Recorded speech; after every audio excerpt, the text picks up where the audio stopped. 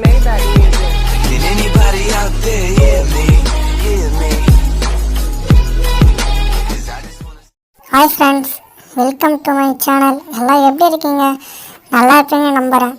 என்னடா ஒரு வருஷமாக வீடியோவாக போடலை பார்த்தீங்கன்னா, நான் ஒரு வருஷமாக கேமே ஆடலைங்க.